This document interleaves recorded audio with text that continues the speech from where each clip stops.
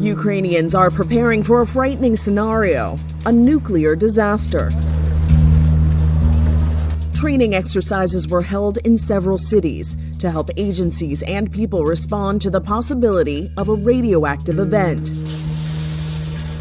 Of particular concern is the Zaporizhzhia nuclear power plant.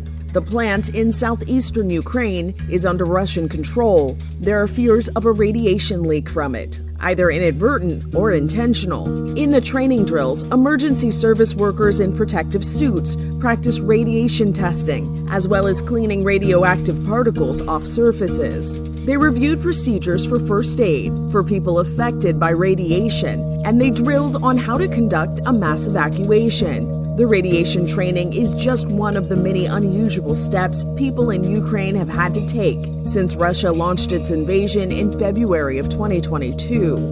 No one in Ukraine wants to put these skills into real-life use, but history tells the country what can happen.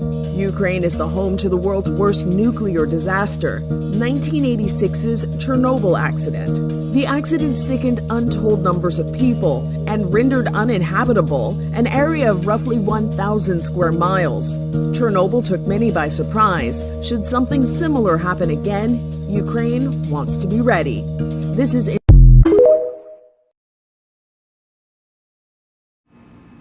Shalom, shalom. HALALYAM, YAHAWAH, BAHASHAM, QADASH. Double honors to the elders and apostles, a great millstone to teach them well. Peace and salutations be to hopeful elect. But that Tazam Gabar coming at you from the prophets in Babylon camp here in Tampa, Florida. Alright, this one's going to be going into this video about Ukraine preparing for a nuclear fallout.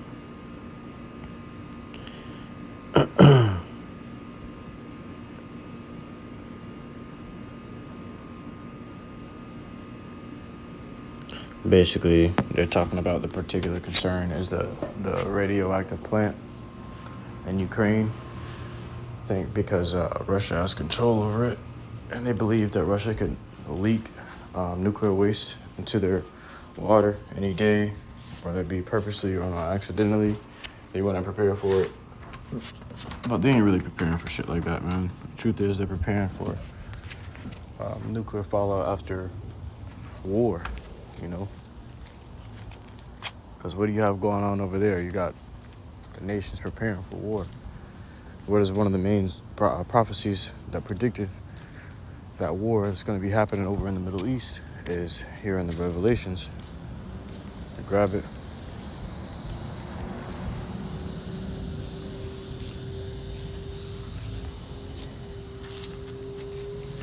It says, Revelations chapter 16 and verse 12. It says, and the sixth angel poured out his vial upon the great river Euphrates, and the water thereof was dried up, that the way of the kings, the water thereof was dried up, that the way of the kings of the east might be prepared. So pretty much the rulers of the east, they're getting their that battlefield prepared over there. Prepared for what, you might ask? Just getting prepared for war, man. Okay, and now you have it to where the Euphrates River is almost completely dried up. That time is upon us, man. You know, that time is definitely upon us, and it ain't waiting no more. Okay. The way of the kings of the east. The kings are the leaders, the rulers of those countries over there in the east, man. You know, they ain't getting ready to have a fucking bonfire party or have a great big parade. No, they're getting ready to go to war, man. They're getting ready to go to war. Grab this.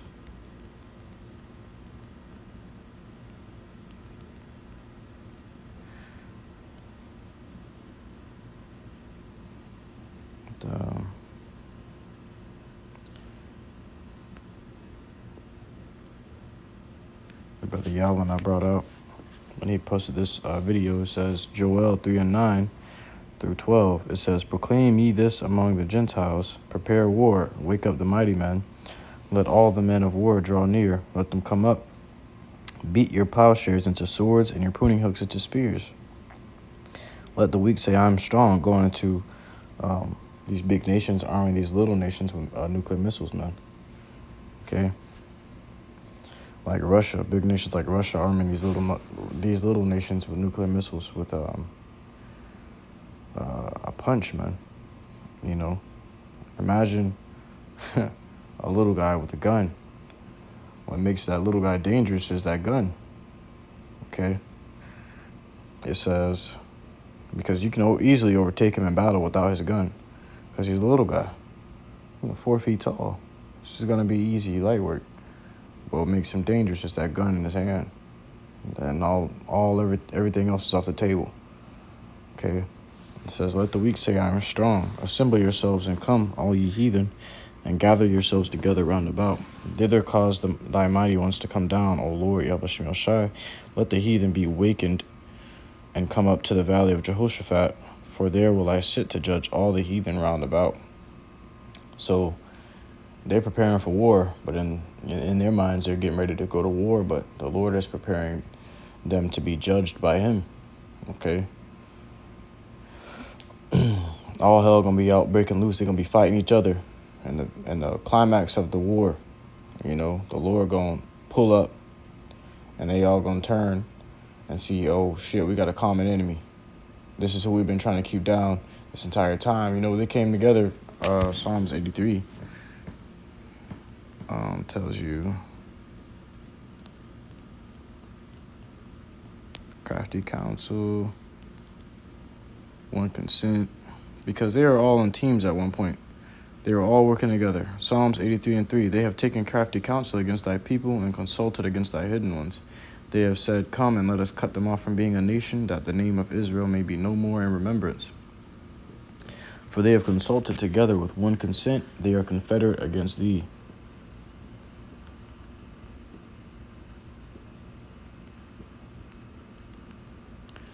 So they consulted together with one consent, all these heathen nations, man. Okay? They've come together against Israel to keep Israel down in subjection. And in the end, they broke out into a fight against each other. And while they're fighting each other, the leader of Israel pulls up. And this is what they're going to realize, oh shit, this is what we were trying to prevent this entire time. Let's become allies once again and try to take out this common enemy. And what the scriptures say, the Lord going to destroy them in an instant. Let me grab it in Ezra's 5, I believe. It's either 5 or 13.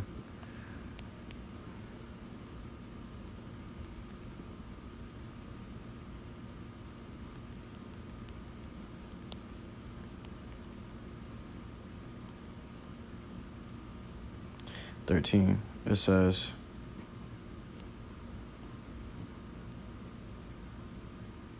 Second Ezra chapter 13 and verse 32.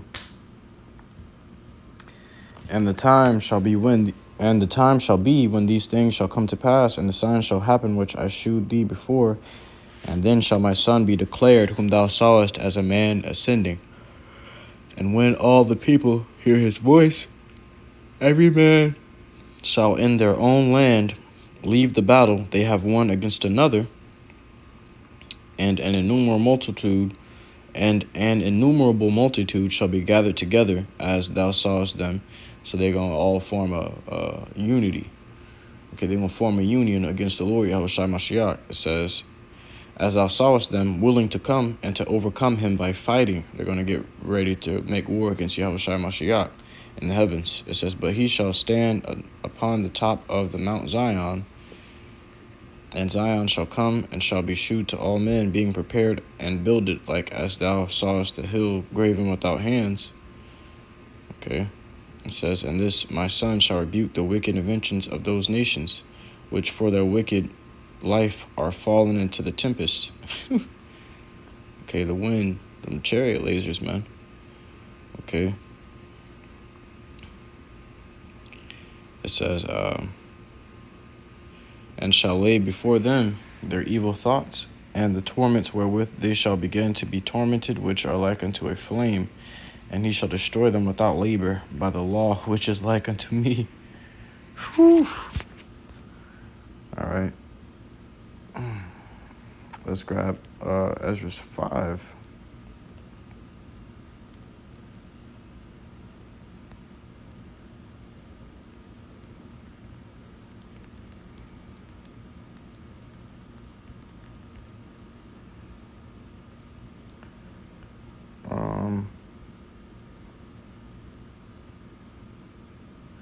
no, okay, it's still 13. So like it says 13 in verse 8. And after this I beheld, and lo, all they which were gathered together to subdue him were sore afraid, and yet durst fight. And lo, as he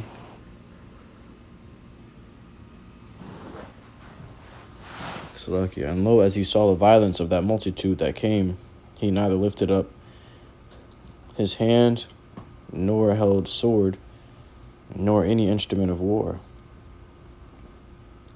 But only I saw that he sent out of his mouth as it had been a blast of fire, and out of his lips a flaming breath, and out of his tongue he cast out sparks and tempests. And they were all mixed together, the blast of fire, the flaming breath, and the great tempest, and fell with violence upon the multitude which was prepared to fight, and burned them up every one, so that upon a sudden, meaning instantly, of an innumerable multitude nothing was to be perceived, but only dust and smell of smoke. When I saw this, I was afraid. This is the end of these nations, man. That's what they have coming for them. Okay. Talking about preparing for a nuclear power plant. Nah, they preparing for the radiation, the radioactive fallout from nuclear missiles, man. They think they're going to find a way to get away. They think they're going to find a way to escape the Lord's judgment. 1 Thessalonians 5:3. For when they shall say peace and safety, then sudden destruction cometh upon them, as travail upon a woman with child, and they shall not escape. So they ain't going to escape, man. You're going to have those that come up to fight against Yahawashi Mashiach in the air and get instantly melted.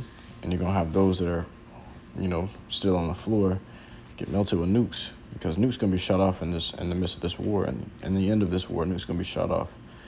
And when Yahawashi pulls up, just like you had that one X-Men movie, X-Men Apocalypse, I believe it was, where you had the villain. He put a spirit on all of the kings of the East and of all the nations. He put a spirit on all those kings to shoot off nuclear missiles. Shoot off all their missiles, man. All their superpowers.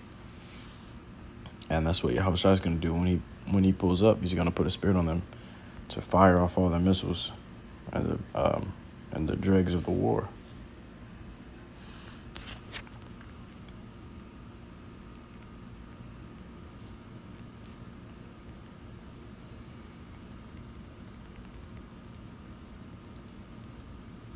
Now you got bunkers. They got bunkers that they intend on hiding in when nuclear missiles get shot off. But the Lord say, He gonna send this elect down there to get them up out of there. Put their ass right into slavery. Isaiah 2:19. And they shall go into the holes. And they shall go into the holes of the rocks and into the caves of the earth for fear of the Lord, YAHAWASHI, and for the glory of his majesty, when he ariseth to shake terribly the earth. Let's grab this.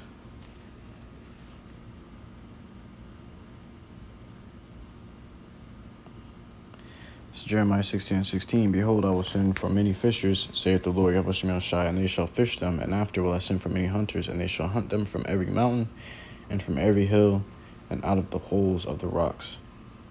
Okay, so the Lord going to send this elect to go and take care of them niggas hiding in them bunkers, man. Okay, so you're not going to escape, man. No matter how you slice it, you're not going to escape the judgment that the Lord has coming for you. And even when you die, or if you die, by nuclear missiles or coming up against the Lord and dying by chariot lasers, however you may slice it, you're going to be born again into slavery.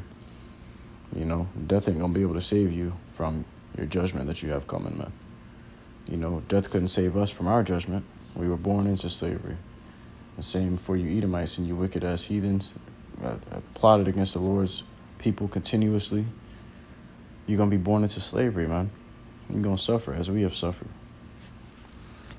But with that, I want to give all glory, honor, praises unto Yahawah, BAHASHAM, YAHAWASHI, BAHASHAM, QADASH. Until next time, I do say shalom.